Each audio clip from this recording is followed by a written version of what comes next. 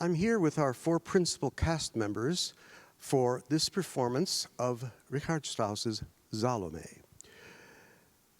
It's being presented in concert, which means no stage directors other than the things we've decided to do, no props, no severed head, sorry. And I thought it might be nice to start if each of you would say, one, who you are, which character you sing, and if you had one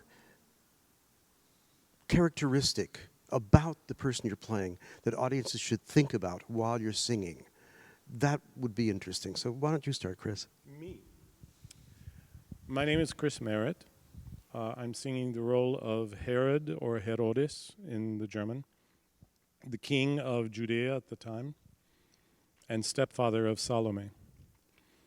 I think probably the modus operandi that would be going through for me is Herod's panic, continual panic at losing control of his kingdom, at being under the power of his wife, Herodias, the queen, of also lusting after his stepdaughter Salome, and everything that he does within this opera is a result of his panic fright about everything, at the same time trying to keep command of his realm. So it's a very strange character, I think. My name is Jane Henschel, and I am Herodias, the wife of Herodes. And since then, I've been trying to hold on to my power, which I have, and doing a pretty good job of it, except that this man falls in love with my daughter and lusts after her, which doesn't make me very happy. But in the end, I realized that maybe there's a way for her to help me with my problem, who is this other man over here, John the Baptist, Yohanan, who says horrible things about me. So in the end, Salome decides to dance for my second husband, and we sort of arrange through eye contact that maybe she will ask, he says he'll give her anything. And so she asks for the head of John the Baptist. I'm very happy. Hi, my name is Lisa Lindstrom. I'm singing the role of Salome. Let's see, a characteristic that I think is crucial to the backbone of Salome is that she has evolved into a person who knows how to manipulate others. And it's the only way she gets what she wants or can exert any kind of power in this strange, dysfunctional family. And the only person that doesn't respond to her manipulations is John the Baptist. And that makes her very angry. So yeah, that's what I think is crucial about this character. I'm Daniel Sutton. I'm doing Yohanan. John the Baptist, as you all know, is for me a visionary. He's trying to save Salome, and they're frightened of him, so they put him into a cistern, in a gruft, as Salome says. And I think that's the biggest thing, that he's trying to save her and try to bring her back to what to Christ, and the whole idea of the walking on water, and to try to save her. And that's the crux of the issue here. We're at a time when everything in the world is changing. The idea of religion has moved in a very different direction than it was even a few years before. Society will be in tumult. So your role is really what sets everything going. If you hadn't been arrested, none of this would have occurred. You are also in the unusual position of, for the majority of the opera, being heard but not seen. Yeah. And what does that feel like, to know that you have to project this huge voice of authority, and yet they don't see you until somewhere about a quarter of the way through, and just for a little bit? I thought it was interesting that in a minute they all have to stop and hear me, that I say this harrowing things that I say I'm stopping everything in the moment, and it makes them hear me, and sort of the voice of God, really, at this moment. That goes to what you're really afraid of, isn't it? It's not just the idea that you're going to lose your kingdom, you're not sure about your relationship with your relatives, but you're still not sure exactly who he is. Who he is and what he represents, because what he represents is possibly something that's bigger than everything else that we know of. Herod is not sure about this, but he's one of those that wants to cover himself just in case it might be true.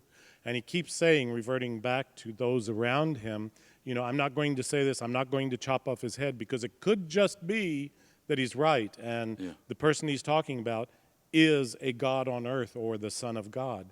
And I don't want to be on the wrong side of this if it comes about to be true. But then again, that shows his moral weakness in a way, because he goes with the wind one way or the other, whichever one is the best.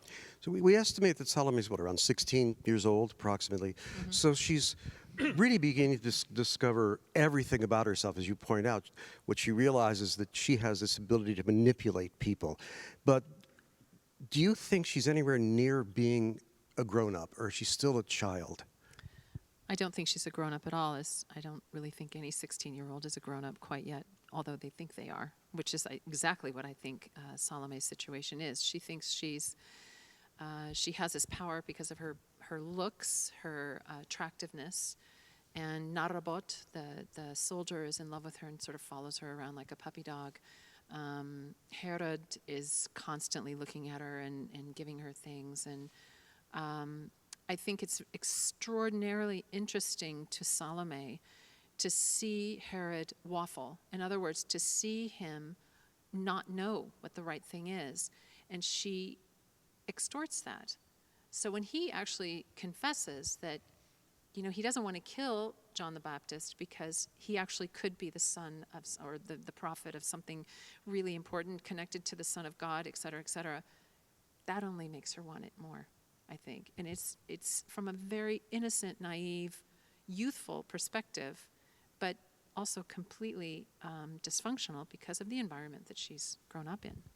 And Mom here, what do you think your influence was before this opera started? Obviously, the child happened during the first husband. Right. And now we have the second husband, who you're not overly keen about because he's manipulative too. How have you raised her? How did she turn out this way? Is it your fault? Probably. I don't. I think she's a very Herodias is a very, very egocentric person, only concerned about herself and her power and her declining beauty. And I think this is also part of the relationship, the love-hate relationship, is that she's losing her beauty and Salome has her beauty.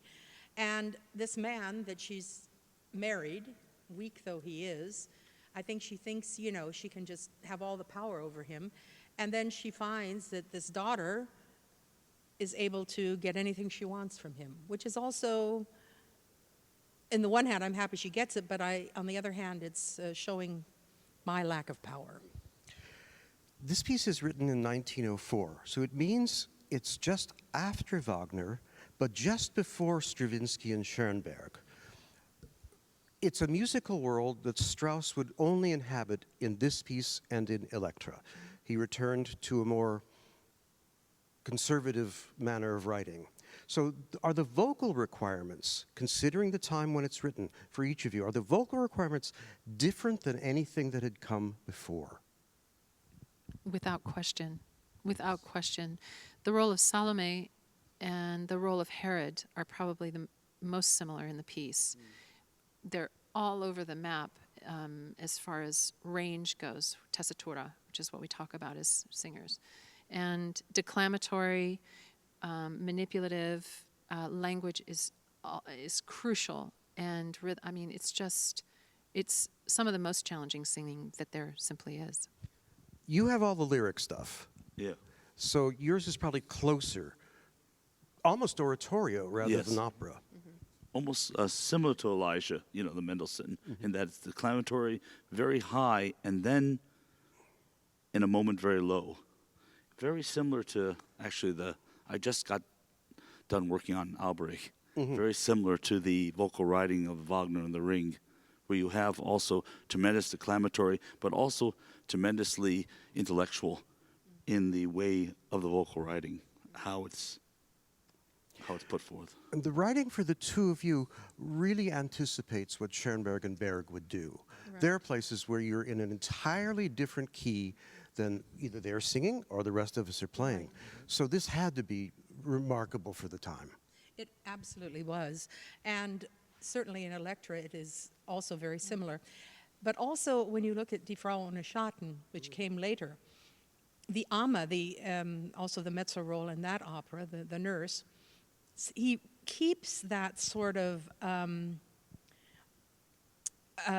the same sort of thing that he does for the mezzos in Elektra and in Salome, in his Die Frau ohne Schatten, although the other roles are much more lyrical. Also, it's very interesting, his relationship, I was thinking about it this morning, to women and the mezzo voice, the soprano voice, what kind of characters he, through all of his operas, made for these voice types. And of course, how important the female voice was for him, much more than the male voice. So it's just, Especially the tenor, yes. He didn't like the tenor, that's for sure. Well, I think he liked you enough to make your role so distinctive. This role, I agree. This Yeah. role, I think. I've done Bacchus, I've done those roles, and Bacchus, I feel, kind of a tenor version of Johannan, in the way that's expansive and lyric most of the time. This role, I think maybe he thought he was doing the tenor a disservice, but I find that it's a fantastic gift to the tenor because it's the tessitura, the range of the role, and the declamatory, the painterly, if you will, descriptions of everything that he has that he wants to give Salome. It just is astounding at every turn what this role is made of, what Strauss made this role into, compared to any of the other tenor roles that he did. I can't think of any of his other tenor roles that are like this one. The last thing is that obviously we're doing this as a concert version. We move people in and out as is required so people know who you're talking to. You have literally this wall of sound behind you. Normally they're down in the pit and you hear what's going on in a different way, but now you have everything out there. And what challenge does it present, aside from me having to keep certain things down and you having to probably sing a little more than usual? Well, I think that's it in a nutshell. I also have to say that there's a positive visceral experience when you have that much sound coming literally through your body, from your back to your front. It's absolutely overwhelming and thrilling. It's fantastic. The trick is, as a singer, not to compete with that sound. And actually, this is one of the geniuses of Strauss, is that he writes in a way that one is almost always set apart. You're another instrument in the line. You're not necessarily competing directly with other people matching your tone. So you're able to, or I try to be able to, find my place in the chord as I come through.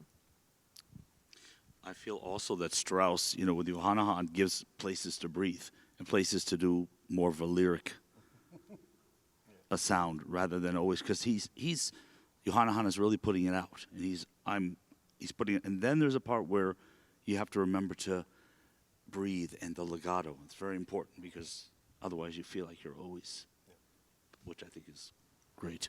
I think for you, you're really the dialogue. You're in conversation in a way you're not really singing, and now you have this odd background of sounds that are coming out that, I don't know, does it distract because you're hearing all the stuff that you usually never hear? It helps me because Strauss pretty much paints, Herod continually describes to Salome what he has in his arsenal of wealth that he could possibly give her if she would do these things for him, dance for him, and so on and so forth. And it is even standing in front of the orchestra, it's even more obvious to hear the instrumentation and the writing, the harmonies and disharmonies that he writes into it to paint these scenes. I mean, they're actually painted when Herod speaks about the peacocks that he owns, and you can imagine what a cacophony of peacocks sounds like, and it is, it's nestled into the orchestra writing. It's not, it is blatant, but not distastefully blatant. It is there, and it just is amazing. This keeps going on and on and on. When Herod describes brilliant jewels, you hear the brilliance within the writing of the upper woodwinds and so forth, so on and so forth. It's just amazing, and it's really enjoyable to stand in front of it and hear it wrap around you rather than something. Usually we're on like a carpet of this sound of Strauss on a stage because it's coming out underneath us. But this, we're just kind of wrapped in it like a gorgeous mink. We're a tapestry. I like that. That's much better. Exactly. Go ahead. And it's also it's for us much better because we can hear things that we don't hear when it's in the orchestra pit, but also the audience hears things that they otherwise would not hear. And I have to say at this point, having sung Wagner and Strauss for so many years, that every singer who sings Wagner and Strauss has to remember that it's not about the loud parts, it's about the soft parts. And especially Wagner, but both of them were interested in bel canto. And everybody thinks, oh, it's got to be big, it's got to be loud, but it has to be also, at other times, intimate and beautiful. And we have to remember that Strauss said, if you can hear the singers, the orchestra isn't loud enough. This has been a delightful week. The orchestra is having such a great time. I think all of you are as well. We're so privileged to have had you. I hope everybody just enjoys this performance. It's a line that somebody said years ago. If all of you at home are having half as much fun as we are, means we're having twice more fun than you are. Thank you very much. Absolutely.